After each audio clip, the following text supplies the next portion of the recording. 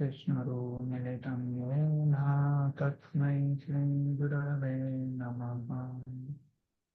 श्रीचैतन्यमनोभीष्टं स्थापितं येन भूतले स्वयं रूपं कदा मह्यं ददाति स्वापदान्तिकम्।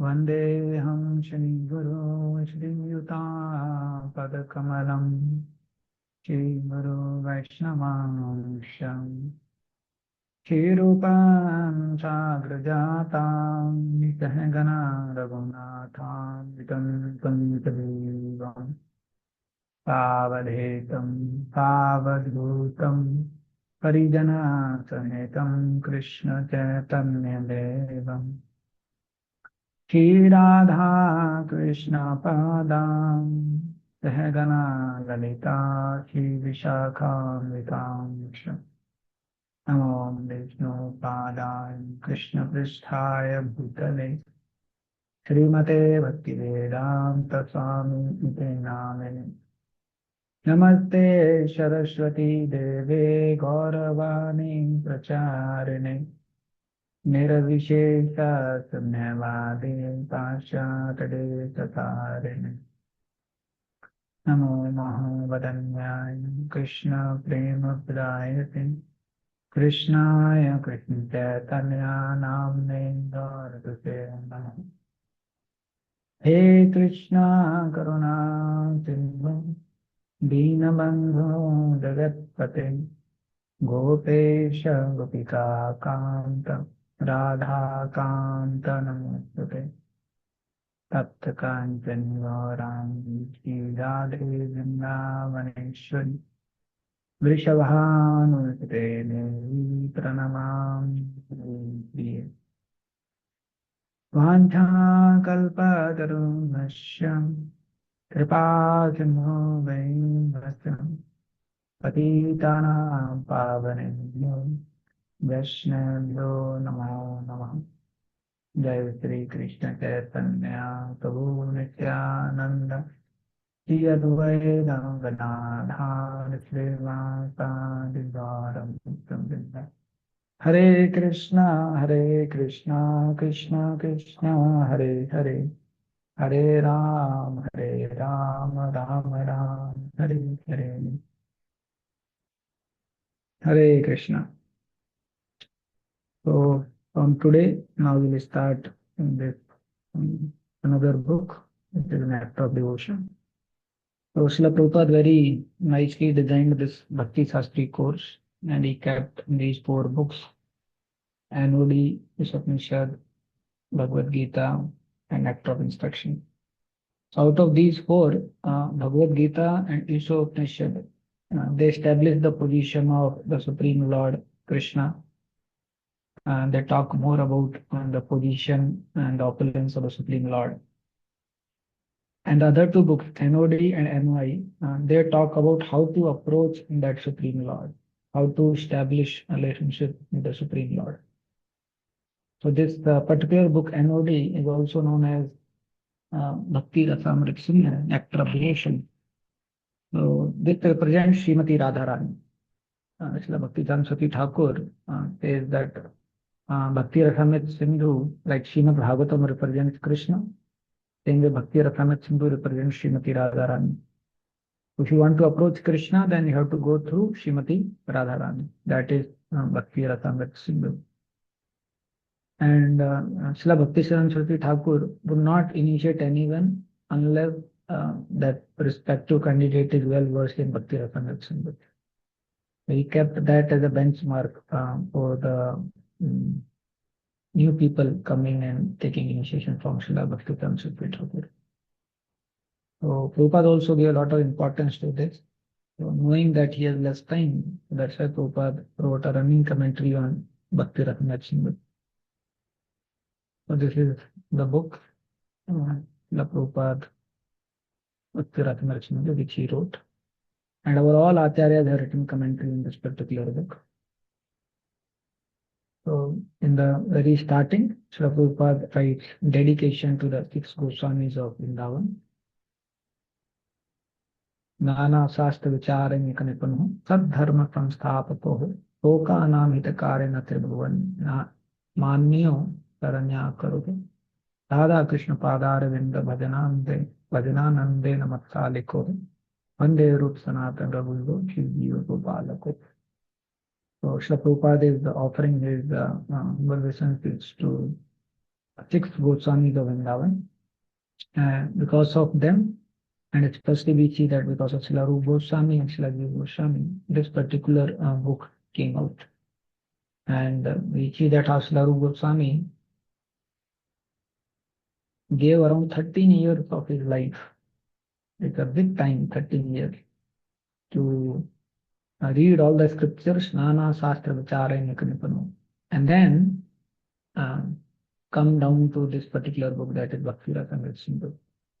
So before Srila Rupa Goswami, many people were practicing a spiritual life, but exactly they were not knowing, or exactly it was very difficult to say that whether this is bhakti or this is not bhakti. There were some rituals which were being practiced, and people would say this also is bhakti. Srila Rupa Goswami, after studying all the scriptures, very technically, very systematic way, he brought this book, Bhakti Rasamrita Sindhu, which very nicely brings out what is devotion service, different levels of devotion service, what are the symptoms of people at different levels of devotion service, how one can make progress from one level to another level. So because of this Bhakti Rasamrita Sindhu, one can have very clear idea of the process of bhakti. In one way, generally in the older times, bhakti is known as a path which is spontaneous in nature, whereas all other paths, they have rules and regulations. So because bhakti is a path which is spontaneous in nature, that's why many things people would do and they would claim that this is devotional service only. So in Kali Yuga, it became very difficult because not everyone is at that level of spontaneous devotional service. But then they would assume that we are, and that's why it started creating a lot of confusion in the society. And that is the reason that Srila Rupa Goswami brought this book to very nicely define and explain the path of Bhakti Yoga, the different levels in devotion service, and the symptoms of practitioner at different levels in devotion service. Then Prabhupada speaks about the life of Srila Rupa Goswami, that how they gave up everything. We know how Srila Rupa Goswami and Srila Sanatana Goswami, they were working, Fakir Malik and Dabir Khas, and they renounced everything. And after renouncing everything, they joined Sri Chaitanya Mahaprabhu. So although they were from Brahmana family, but in order to protect all other Hindus, they agreed to serve under the Mohammedan king, Nawab Hussain Shah. And Srila Prabhupada very beautifully says here, Lord Chaitanya's principle is universal. Anyone who knows the science of Krishna and is engaged in the service of the Lord is accepted as being in a higher position than the person born in the Brahmana family. So he's saying that the principles which are given by Lord Chaitanya, they are universal. Anyone can become a devotee of the Lord, and anyone can achieve a high position. So Lord Chaitanya met these two brothers, and then they had a lot of wealth. It is mentioned that they had millions of dollars because they would get salary, a large boat full of gold coins. And then Prabhupada, whenever he talks about Srila Rupa Goswami, he brings out this principle that how, in a very exemplary way, they divided the wealth. So 50% of their wealth was distributed to the Krishna conscious person, namely the Brahmanas and the Vaishnavas. 25% to the relatives, and 25% was kept against the emergency or the personal difficulty. So later, Srila Rupa Goswami, he met Lord Chaitanya in Prayag.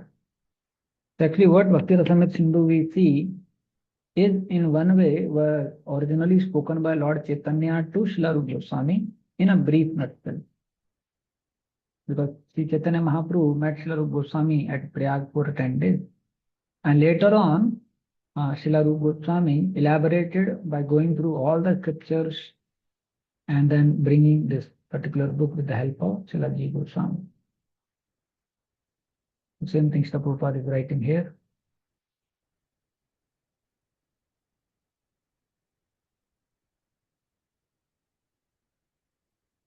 So now, Prabhupada talks about this. The name of this book is Bhakti Rasa Amrit Sindhu. There are these 4 words: Bhakti, Ras, Amrit, and Sindhu. So Prabhupada is a very special acharya that he translated this word Bhakti. So Bhakti as devotional service. Generally, we see people have understanding that Bhakti means devotion. But Srila Prabhupada translated Bhakti as devotional service.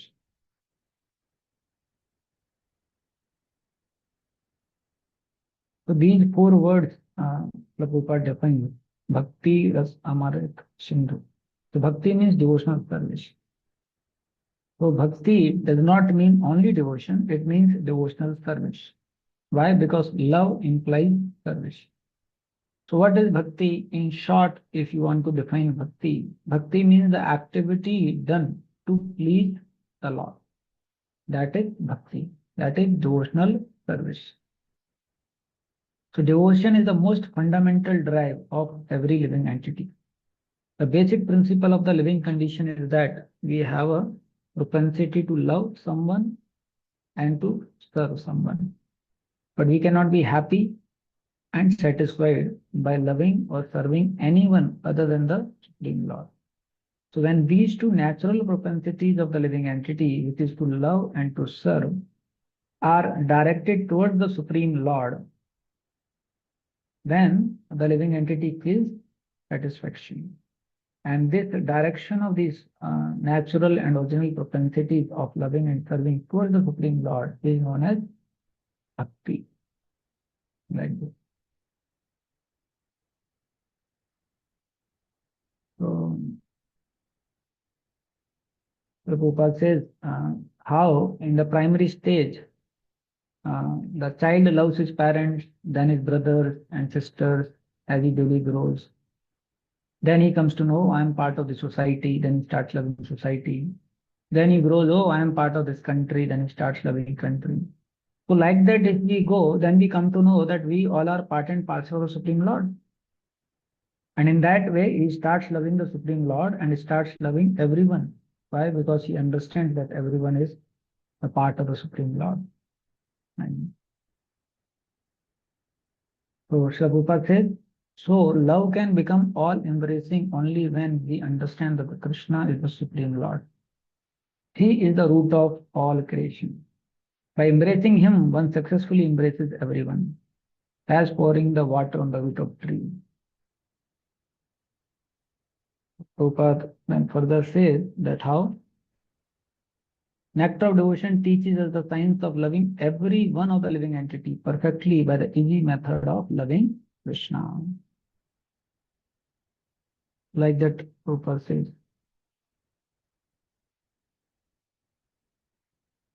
So this is how he defines bhakti. And then he says the next word is rasa.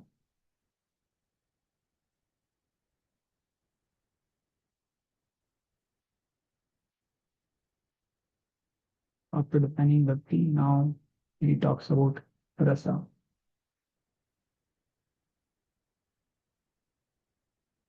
Where he says that every one of us are engaged in some activity or some service. And what is the impetus for such service is the pleasure which we derive.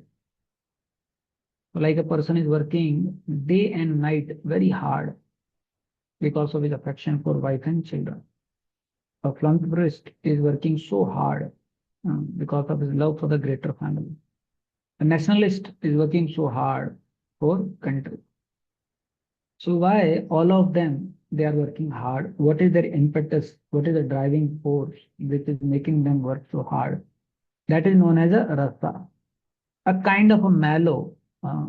A kind of a mallow means the relationship whose taste is very sweet.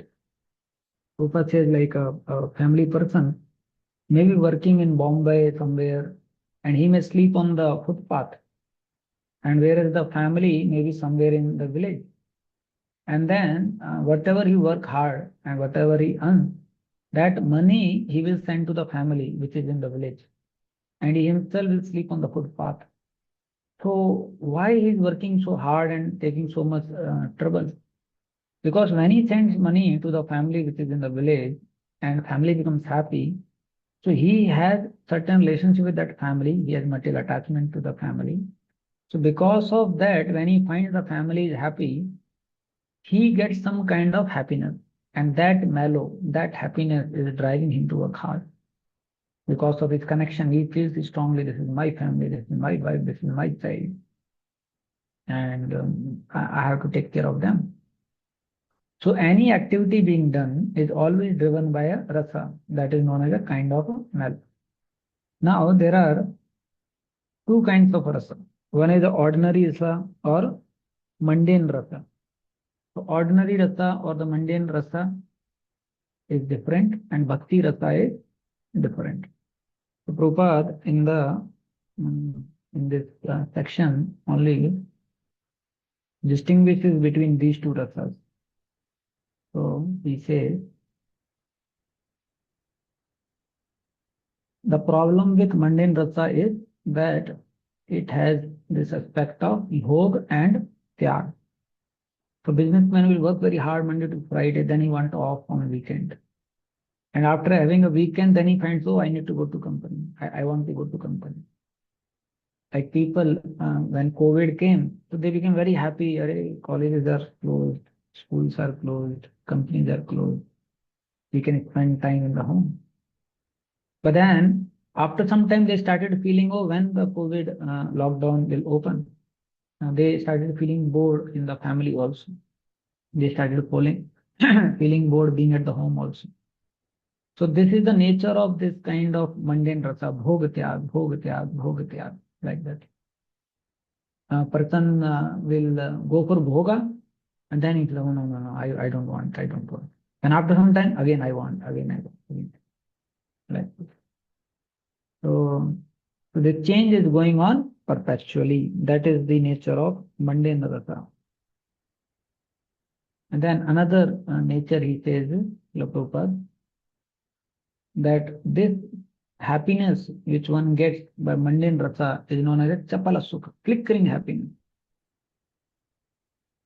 So Prabhupada is giving example, like ordinary family man works day and night and is successful in giving comfort to the members of family. And that's why he gets a kind of a mellow. But his whole advancement of material happiness immediately terminates along with his body as soon as his life is over. It is a very flickering happiness for some time. A person may work very hard to give and gratificatory happiness, but then we find he may get some disease, or we may find some problem may come in the relationship, and then we find that happiness is no more. Especially in today's world, we see that how sometimes the boy and girl they become very mad over each other, and then they may run away and they marry, and then after 1 or 2 years, then they want to have divorce. We see so many cases like this. So this is the nature of this material pleasure. It is chapala sukha, flickering happiness. Even when we see in terms of eating, a person may be very addicted to eat a particular item. But when he eats more because of his too much temptation for that item, and then he suffers. And then he says, no, I don't want to eat this. I don't want to eat this. We see that the material happiness is chapala sukha. It is temporary in nature, like that. Another place Prabhupada writes about that how, and even if suppose somebody says, no, no, no, in my case, the sense gratification is not giving me chapala sukh, I am having a better standard of happiness. But then still a time will come, he has to die. So it cannot last more than that. So that's why it is known as Chapala Sukha. Right. In one place, I was hearing Prabhupada was saying, how long you can enjoy material happiness. If you want to eat, how much you can eat. You may eat 5 gulab jamun, 10 gulab jamun. Done. After that, you will not be able to eat. And Prabhupada says, if somebody wants to do sex life, how long will he do sex life? He'll be bored after some time. But the nature of spiritual happiness, Prabhupada says, is it is anandam buddhi vardhanam. You see a devotee can chant for 24 hours also, non-stop. When Srila Bhaktivinoda Thakur went to Vrindavan to see Srila Devanath Babaji Maharaj, Maharaj was chanting and Srila Bhaktivinoda Thakur wanted to speak to him. But he was chanting, so he didn't want to disturb. He thought after he completes or comes out of his chanting, then I'll speak to him. So for constantly 3 days he was chanting only, Devanath Babaji Maharaj. You see, no material pleasure one can continue like this. But in case of spiritual happiness, one can do. Also, these mellows we can understand they are like rasa. So, like you will find in some relationship or in some activity, you will have a mango rasa. You will have sweet flavor. So then you want to have more time with those people with whom you have a mango rasa kind of relationship. Or you want to do those activities where you have a sweet mellow in those activities. Same way, for some people and for some activity, you will have a Karela Ratha, Karela mellow. You just want to avoid those people and you just want to avoid those activities. So this rasa drives the performance of our activity.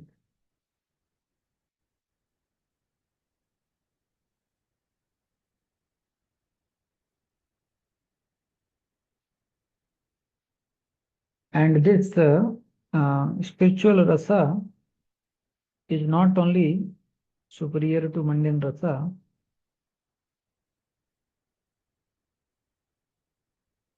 Prabhupada writes,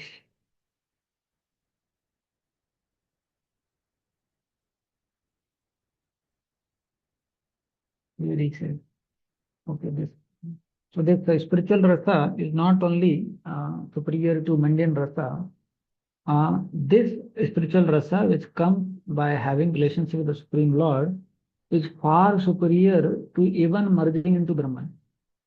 So Srila Rupa Goswami, he says, if Brahmananda or the happiness of becoming one with the Supreme is multiplied by 1 trillion fold, it still cannot be compared to an atomic fraction of the happiness derived from the ocean of devotion service.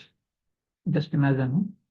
So the happiness, mundane happiness which we get here is known as Jad Ananda.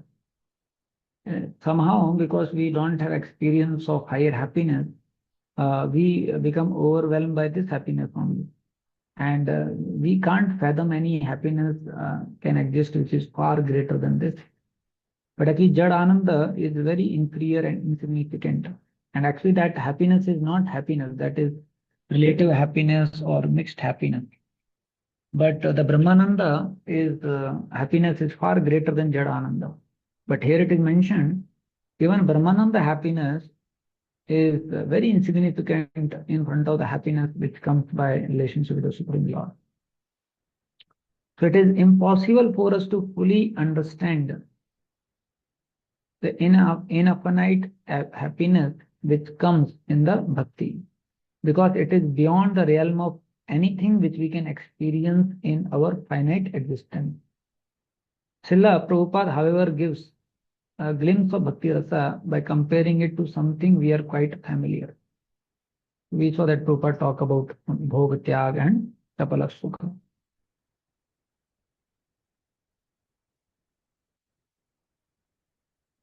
So mundane rasa is bhog tyag and bhakti rasa is the natural position of the soul. One can be satisfied there perpetually without oscillation. Mundane rasa is chapala sukh. In contrast, the pleasure of bhakti rasa does not flicker. So mundane rasa is bhog tyag, it keeps oscillating. Whereas bhakti rasa is the natural position of the soul, so it does not oscillate. Mundane rasa is chapala sukh. It is today and gone tomorrow. But the pleasure of bhakti rasa does not flicker. In fact, it keeps increasing. That's why we see the devotees, the more they become old in devotion service. See how contrast it is. The materialist, when they become old, that much they become invalid and not so useful, and people start neglecting them. Whereas spiritually, the more they become old, that much they derive more pleasure in the Supreme Lord, in chanting the holy names, the process of bhakti yoga, and that much they become more valuable. Bhakti rasa does not flicker. So now, after defining rasa, so initially Prabhupada defined bhakti. So bhakti is devotional service, activity done for the pleasure of the Lord. That is bhakti. And that is the natural position of the soul to love and serve. But when that love and serving propensity is directed towards the Supreme Lord, that is bhakti. And loving and serving propensity are directed towards anything else, not in connection with the Supreme Lord, and that is not bhakti. Then we saw the rasa. So why one will love someone or serve someone? Because of the happiness which he gets within. So that happiness which he gets within is known as a rasa. That is a kind of a mallow which comes because of the relationship with that activity of a person. So in case of mundane, they are of two types. They have two characteristics. One is bhoga tyag and chapala sukha. So it is oscillating, and second is it is flickering. Whereas in case of bhakti rasa, neither it is oscillating because it is the constitutional position of the soul to love and serve the Supreme Lord. Neither it is flickering. In fact, it keeps increasing. And after that, bhakti rasa, now Prabhupada will talk about amrita. So bhakti rasa, however, the mellow relished in the transcendental loving service of the Lord, does not finish with the end of the life. Therefore, it is called as amrita. So this word is used, amrita.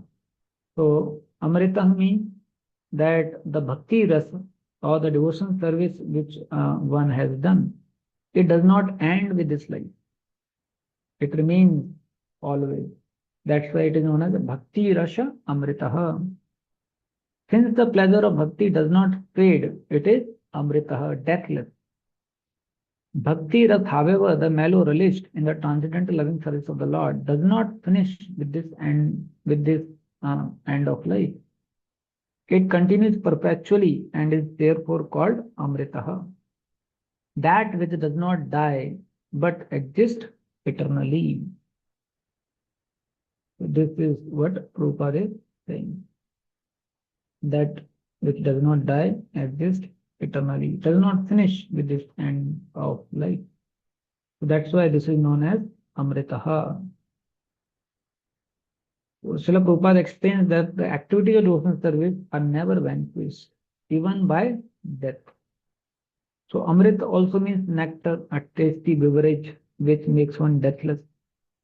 Devotional service not only bestow eternal pleasure, it is also the process of achieving eternality. So Amrit has two meanings. One is that the bhakti rasa which we get by the performance of devotional service, that does not end with its death. Whatever we have done in the devotional service, whatever experience or taste we have in the activity of devotional service, that continues even after death. This is one meaning. Second is, Amrit also means the tasty beverage. We see that how ocean turning pastime, demigods, they wanted Amrita, so that they can have eternal life. So same way, Bhakti Ras Amritaha. So Bhakti Ras is Amrita, meaning means this will award you eternal life. This is another meaning of Amritaha. So Amrita means two meaning. One is that whatever you do does not end, and second is whatever you do makes you eternal. You get a eternal life. So this is Bhakti Ras and then Amritaha.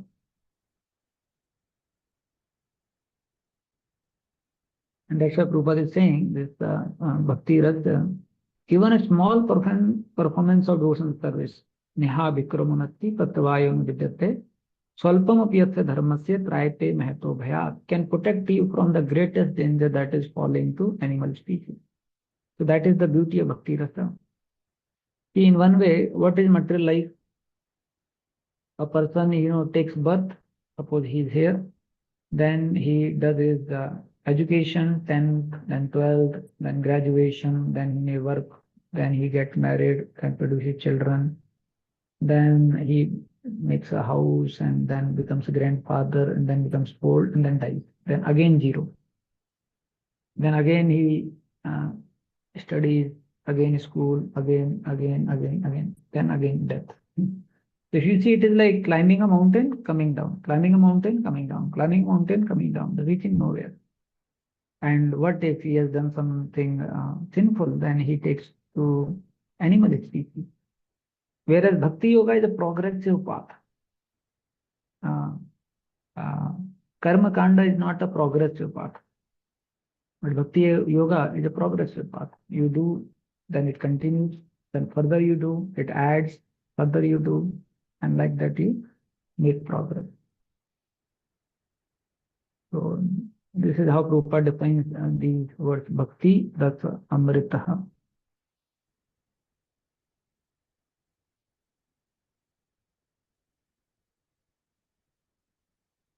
And then last one is Sindhu, Bhakti Rasa Amrit Sindhu. So this Bhakti Ras Amrit is like how? Is like an ocean, like that. In so much pleasure one gets by being in touch with the Supreme Lord.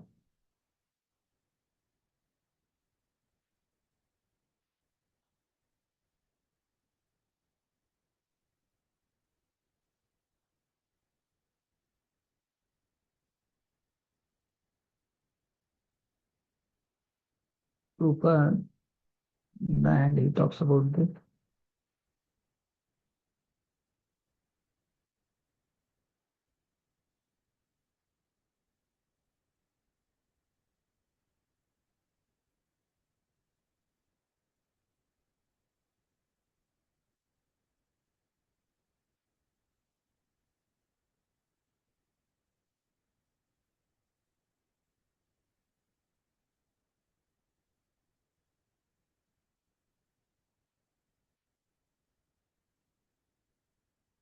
Nice point, Prabhupada says that as far as the material necessities are concerned, human society at the present moment is much advanced in living comfortably, but they are still not happy because they are missing the point. And the material comfort cannot make one happy. The vivid example is America, the richest nation of the world, having all the facilities and is producing a class of men completely confused and frustrated in life. I am appealing herewith to such confused men to learn the art of devotion service as directed in the nectar of devotion. I am sure that the fire of material existence burning within their hearts will immediately be extinguished. So the root of dissatisfaction is that our dormant loving propensity has not been fulfilled despite our great advancement in a materialistic way of life. Nectar of devotion gives practical hints how we can live in the material world perfectly engaged in the devotion service and thus fulfill all our desire in this life and in the next.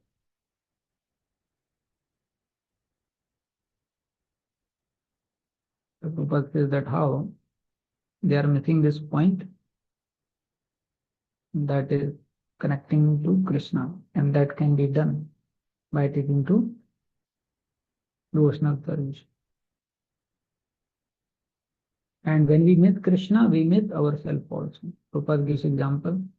Seeing oneself in the morning means seeing the sunrise also. Without seeing the sunshine, no one can see himself. Similarly, unless one realizes Krishna, there is no position of self-realization.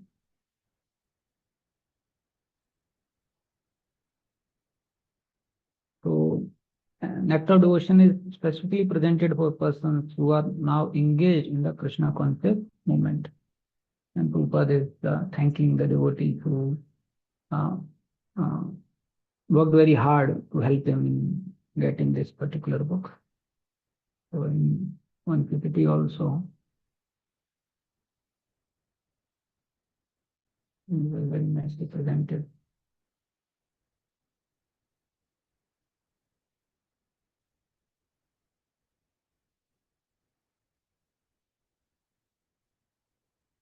So we saw these words Bhakti, Ras, Amrit. So Bhakti, this is from Prabhupada book only. What is Bhakti? That is love and devotion. Feelings, emotions, and sentiments equals to enacted. So Prabhupada says devotional service means expressed through service to the object of the love. So devotional service means that our feelings and the love expressed in the form of activity or service. And then this is Anandamayo Bhayasataha. Every living entity is pleasure seeking, and that happens when he uh, directs his loving and serving propensity to the Supreme Lord. And who bhakti anyone can do. Prabhupada says Lord Chaitanya brought this universal principle. Anyone can take up to bhakti, and then he can achieve perfection. And how that bhakti happens? Through Krishna, by connecting Krishna, by adding Krishna. Krishna is the root. And then rasa. So rasa is a taste, mellow or juice. So that is what we experience. So this word mellow, English word, was given by Srila Bhakti Chansiri Thakur. Otherwise, it is very difficult to understand rasa in the English language. And then we saw this mundane and bhakti, and chapala sukh and bhog tyag. These are two characteristics of mundane rasa. And bhakti is rasa is eternal and perpetual. And then amrita, as we discussed, that there are two characteristics of amrit. One is it is never lost, whatever bhakti we have done, what taste we have achieved. And second is it awards us eternal life. And Sindhu means the ocean of bhakti rasa. So in case of mundane rasa, it is only a drop. So you want a lot of happiness, but no matter how much materially you want to enjoy, you get only a drop of happiness, very less happiness. And that's why it never satisfies you. Whereas when we talk about bhakti rasa, it is like an ocean of happiness. So you can drown yourself, you can be actually satisfied. So that is how this word Prabhupada, this particular book has this word Bhakti Rasamrit Sindhu.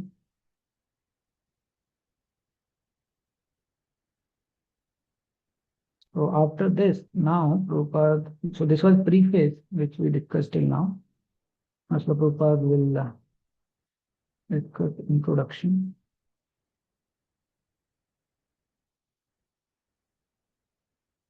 So in the introduction, Prabhupada, he invokes auspiciousness. And he talks about Lord Krishna, how he Akhil Rasamrita Murti. So Akhil Rasamrita Murti means he is the reservoir of all rasas. Actually, all rasas which we experience in this world, and the source of all of them is Krishna. So the primary rasas which we generally talk about are the Tantraras, Dakyaras, Sakyaras, Vaksyaras, and Madhuryaras. And then there are secondary rasas also. Compassion, fear, chivalry, ghastliness, wonder, devastation, comedy. These are secondary rasas. So Lord is Akhil Rasamrita Murti. He is the source of all these rasas. And because of these rasas, he is able to attract all the living entities. He is able to attract all the devotees of all his devotees. And then he is offering his obeisances to Srila Rupa Goswami and Srila Bhaktivedanta Swami Thakur Prabhupada, by whose inspiration he engaged himself in the service of writing. This also, getting these transcendental books written by pure and great souls is also a special privilege we have.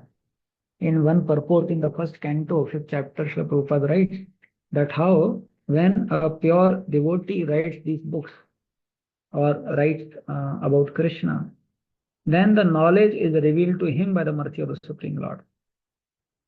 So we are very fortunate that we have literatures which are written by somebody like Srila Rupa Goswami and then by Srila Prabhupada. We see in today's world, so many people have written so much, and that has increased confusion in the masses. So actually, no one can write Vedic scriptures, no one can write devotional scriptures or anything about Krishna or Bhakti unless he is a perfected being, a pure soul, and being empowered by the Supreme Lord. And we are very fortunate that we have these scriptures available. Otherwise, most of the Vedic literatures are not available also now. We see people quote Bhavishya Puran and then they connect to so many things. But many people, they say that Bhavishya Puran has a lot of adulterations. Many of the Puranas, they have a lot of interpretations or adulterations. So authentic thing being available has become very rare in Kali Yuga. But we are so blessed that by these Goswamis and our Acharyas, that at least the important books are available. Bhagavad Gita, Bhagavatam, and same way Srila Rupa Goswami worked so hard to give us this particular book so that we can have a very clear understanding about the process of Bhakti Yoga. So Prabhupada is paying his obeisances to his spiritual master and Srila Rupa Goswami, Srila Sanatana Goswami, and then he's paying his obeisances to all the great devotees and the acharyas who are compared to the sharks in this great ocean of nectar, who do not care for the various rivers of liberation. So like that, Prabhupada is expressing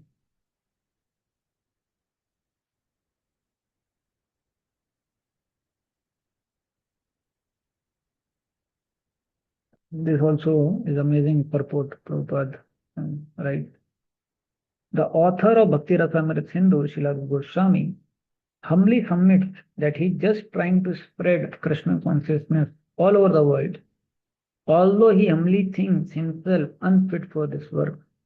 And then Prabhupada writes a very remarkable point that this should be the attitude of all the preachers of Krishna consciousness movement following in the footsteps of Srila Rupa Goswami. We should never think of ourselves as great preachers, but should always consider we are simply instrumental to the previous acharyas. And simply by following in their footsteps, we may be able to do something for the benefit of suffering humanity. This whole purport is an amazing purport in order to understand what should be the attitude of a preacher, in order to always keep reminding oneself about what should be an attitude of a preacher. Sometimes we may see that some preacher may be successful also in preaching, but may not have this attitude. And you may feel, Prabhuji, but how come he is getting success? He is not having this particular attitude.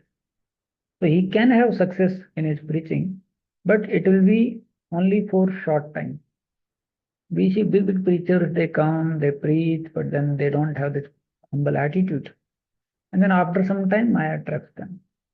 Either they will go out of ISKCON and open their own organization and they will run it the way they want, or they will be trapped by Maya in some other way.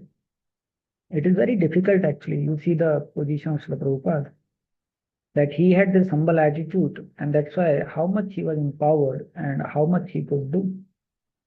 So those who have this humble attitude, they only can actually preach, and they'll be actually be empowered, and they can please the whole Guru Parampara.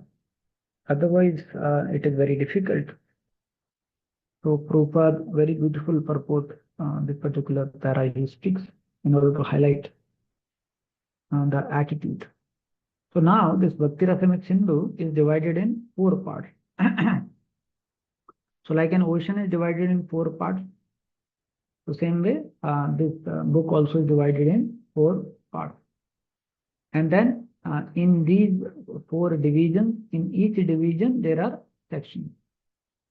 So ocean is generally divided in 4 parts like east, south, west and north. while the subsections within these different divisions are called waves. So as in the ocean, there are always different waves, either on the eastern side or southern side or the western side or northern side. Bhakti Rasamrita Sindhu similarly has different waves. So why is defining like this? Because it is Bhakti Rasamrita Sindhu, ocean of Bhakti Rasamrita. So that's why how he has divided. Again, ocean is divided in four divisions: north, south, east, west. Same way, Bhakti Rasamrita Sindhu also is divided in four divisions: north, south, east, west. Now, in the ocean, in each division, there are waves. Same way, in each division in Bhakti Rasamrita Sindhu, there are waves. So, waves means chapter. So, like there is a east division, then in the east division, there are waves, there are chapters. So, like that, Bhakti Rasamrita Sindhu is divided. So, here it is mentioned, in the first part, there are four waves. So, which is the first part? That is the eastern side. So, there are four sides of the ocean: north, south, east, west. Then the Bhakti Rasamrita Sindhu also is divided into four. And out of these four, mainly what we study in this Bhakti Rasamrita Sindhu as a part of Bhakti Shastri course is only the eastern division. So now in the eastern division, there are four waves. So first wave is general description of devotion service. Second wave is the regulative principle for executing devotion service. Third wave is devotion service in ecstasy, and fourth wave is ultimately the goal for love of God. तो बहुत simple है. पहला जो wave है वो क्या है? साधारण या सामान्य भक्ति. दूसरा है साधना भक्ति. तीसरा भाव भक्ति. चौथा प्रेम भक्ति. सामान्य भक्ति, साधना भक्ति, भाव भक्ति, प्रेम भक्ति. So like that, this is divided.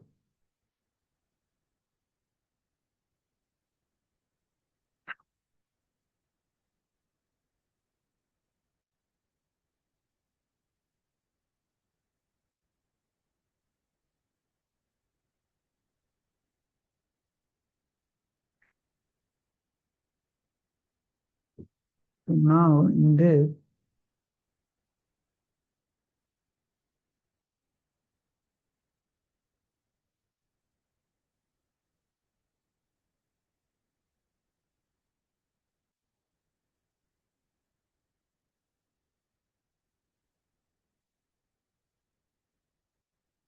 so he talks about this, the definition of pure devotional service that we'll study next time, as it will take time. We just summarize this introduction for today.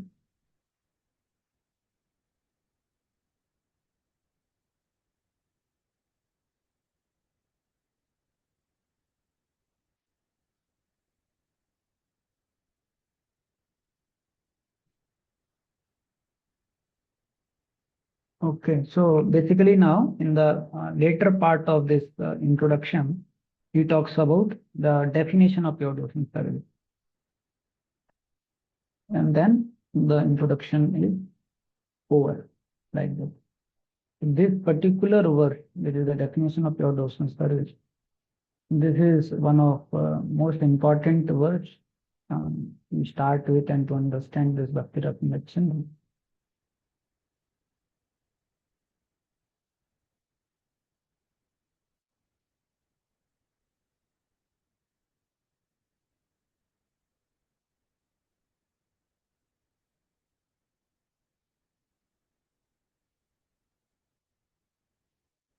So in terms of division, you can see here.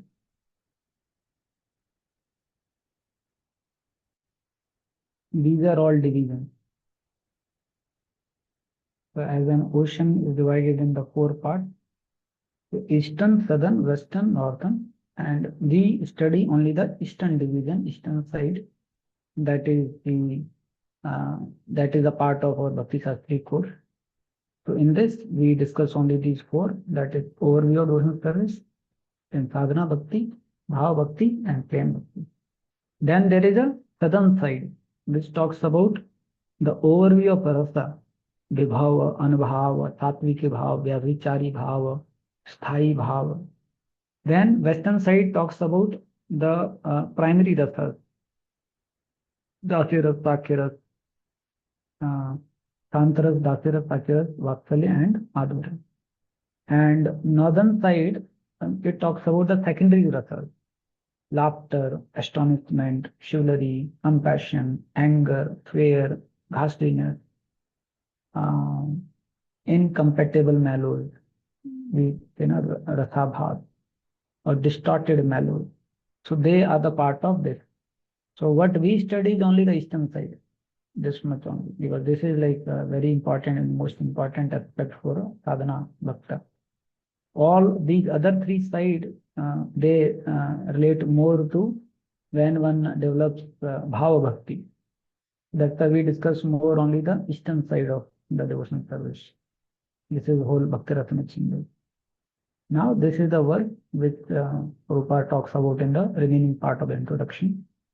So this we will discuss tomorrow, and then tomorrow we'll be able to complete the introduction, and then next time we will start chapter 1. Hare Krishna. Anyone has any question to ask? They can.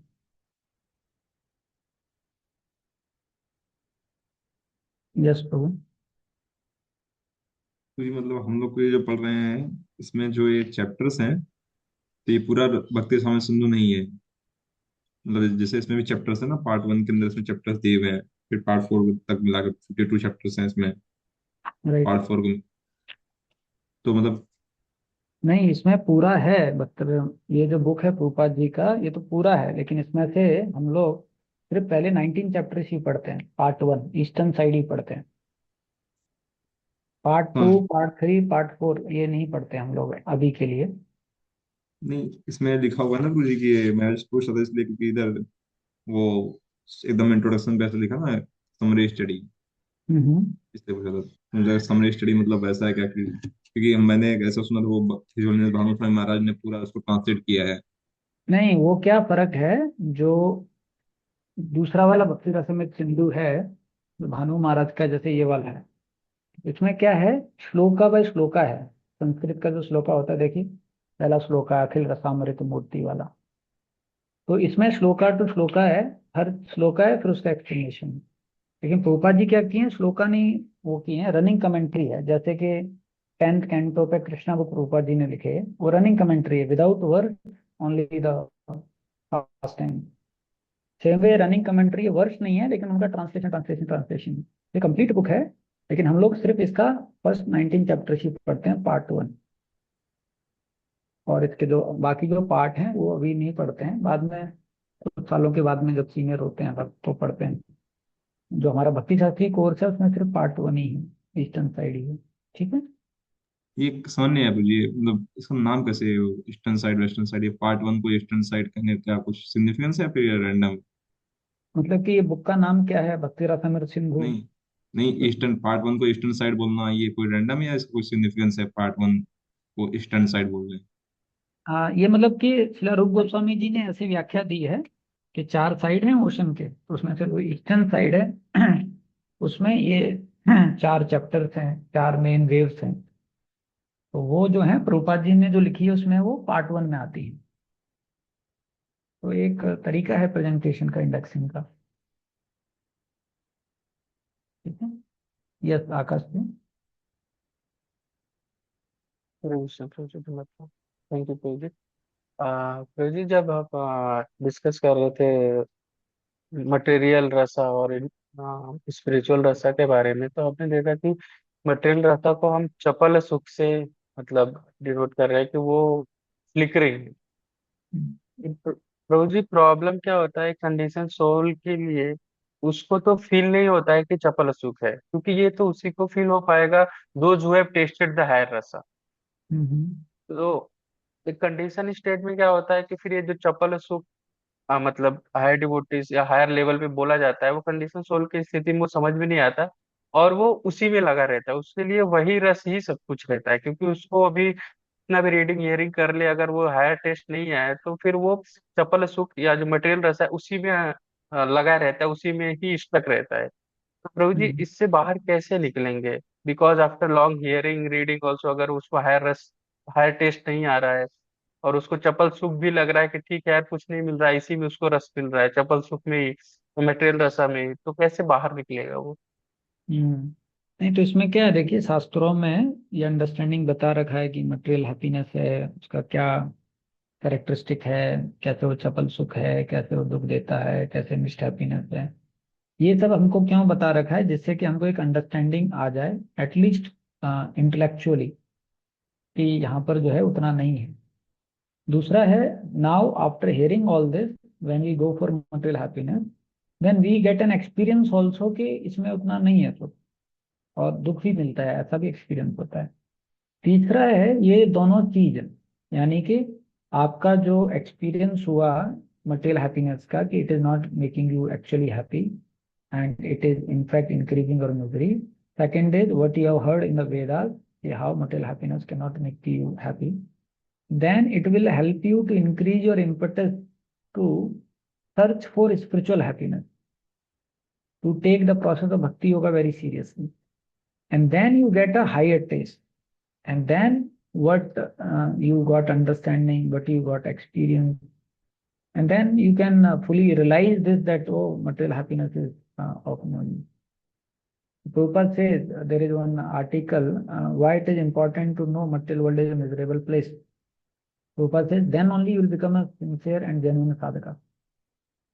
After you start experiencing higher taste, then you need not to know this understanding that material happiness is miserable. Then you float in that higher taste. So for us, we get some understanding, some experience, and by this we should sincerely work to take to the process of bhakti yoga, so that we can get higher taste. And higher taste is there, but we have to search for, we have to strive for. हमारे case में क्या होता है, because we mix bhakti with so many things that will study now, that is we are not able to experience higher taste. But if you generally perform devotion service, we get higher taste, and we are getting some higher taste. That's why we are chanting 16 now. We are staying in center. We are uh, continuing the process of devotion service. But we need more higher taste to give up material taste. Currently, we have some higher taste to continue as a devotee, but we don't have enough higher taste to see material taste as insignificant. Correct, Akash? Yes Prabhu. So that we have to strive for. It will come. Yes, Rishabh Prabhu. Hare Krishna thank प्रभु, दंडवत प्रणाम। तो जी आपने starting में mention किया था कि N O D represents Radha Rani. Can Srimati you give Radharani. Some, हाँ can you give some things how we can understand that, मतलब this is the representation of Shrimati Radha, on what basis it is mention? हाँ. Basically, Srila Bhakti Sansari Thakur, he says that Bhakti Rasamrita Sindhu is a representation of Srimati Radharani. Like we hear Srimad Bhagavatam is Krishna, non-different from Krishna. The same way, Nectar of Devotion is represented as Srimati Radharani. And Srimati Radharani knows how to please Krishna. Srimati Radharani can help anyone to come closer to Krishna. The same way, Bhakti Rasamrita Sindhu, if you see the content is which will help you to go closer to Krishna. So in that way, if you see the content, then also it is wise to say that the Bhakti Rasamrita Sindhu, it represents Srimati Radharani. You are getting Rishabh Prabhu? हाँ yes sorry yes. Yes, Aman Tiwari Prabhu. हरे कृष्णा प्रभु जी, दंडवत प्रणाम प्रभु जी। नाम Prabhu. प्रभु जी एक point आया था प्रभु जी की, preacher वाला, preaching का पॉइंट, की जैसे कि एक प्रीचर का जो एटीट्यूड होता है वो हम्बल होता है, मतलब कि वो अपने आप को इंस्ट्रूमेंट समझता है, प्रीवियस आचार्य के हैंड्स में, ऐसा। Mhm. प्रभु जी इसमें मेरा एक क्वेश्चन था प्रभु जी, अगर किसी कई बार ऐसा लगता है कि जैसे जो ये क्वालिटी है प्रभु जी, ह्यूमिलिटी, इसको मतलब प्रैक्टिस करना चाहिए तो कैसे करना चाहिए? क्योंकि कई बार हम प्रैक्टिस करते हैं तो ऐसा लगता है कि नहीं नहीं ये ज्यादा हो रहा है, मतलब ज्यादा हो रहा है। Humility ज्यादा हो रहा है. मतलब खुद से वो उतना लेवल का, जैसे ह्यूमिलिटी मतलब खुद को अनक्वालिफाइड समझना, और मान लो कोई तारीफ कर रहा है तो नहीं बोलना, तो नहीं मतलब कई बार लगता है हाँ ये तो है, कैसे कैसे नहीं बोलूं। या फिर या फिर किसी केस में जैसे कि कोई जैसे ह्यूमिलिटी खुद को नेचुरली हो तो या अलग, नहीं, लेकिन आई अंडरस्टूड योर क्वेश्चन। तो इसमें क्या रहता है Prabhu, at our level humility means to follow. तो हमारे केस में क्या होना चाहिए, ठीक है हमारी मटेरियल डिजायर्स हैं, हमारी कंडीशन नेचर है, सिचुएशन है, लेकिन हमारा जो भी है वी शुड फॉलो। हम्म, जो सबमिसिवनेस है, फॉलोइंग है, ये सबसे पहला क्वालिटी एक साधक के हृदय में होना चाहिए।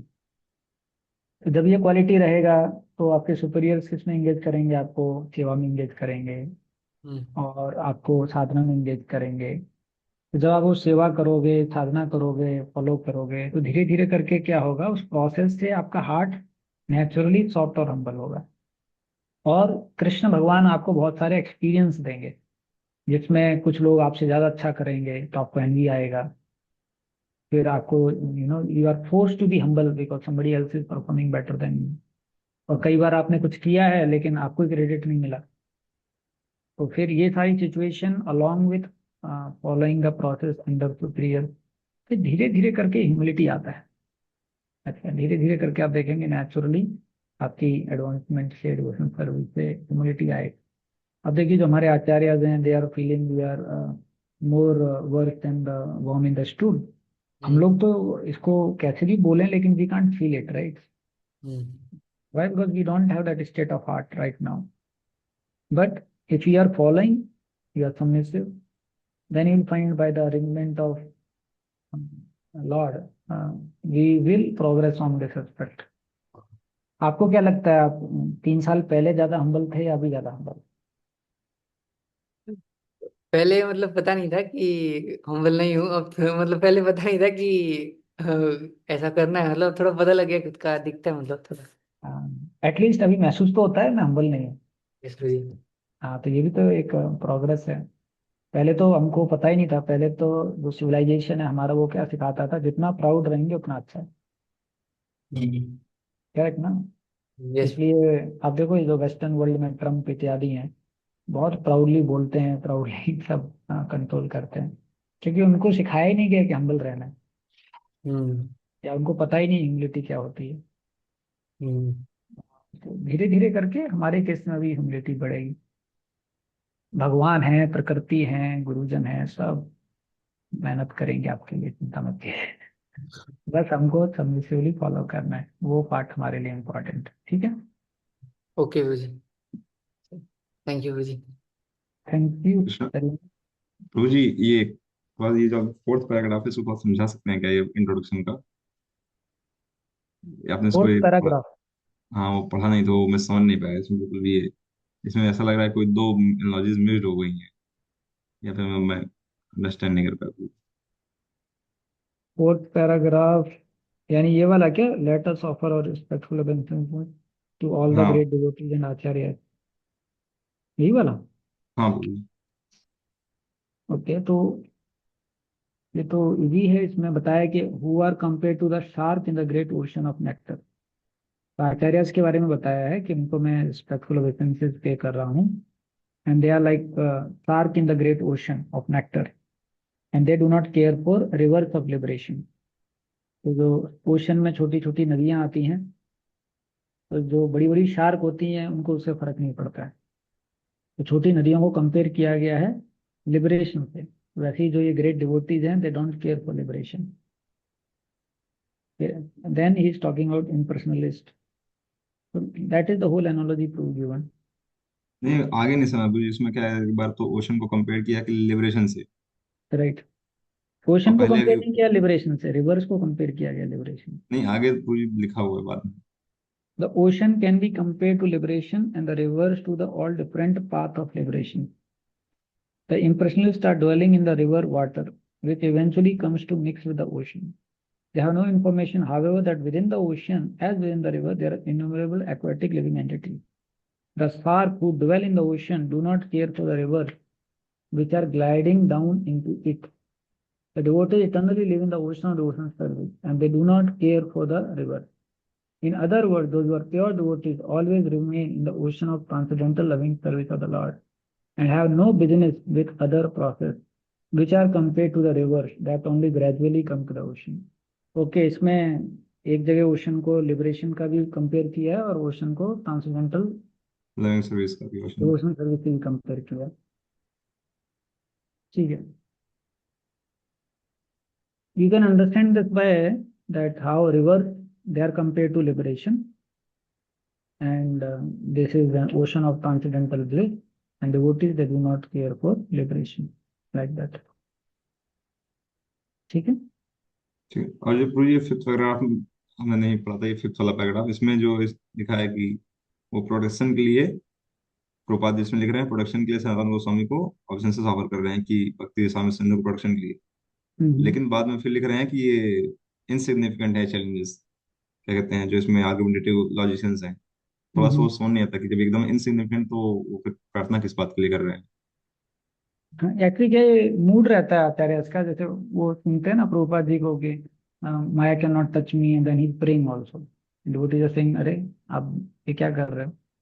Prabhupada says because I pray that's why Maya can not touch me.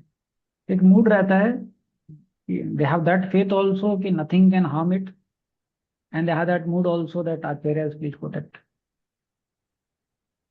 Like that. ठीक है. Thank you so much. Okay, thank you very much. Prabhupada की जय.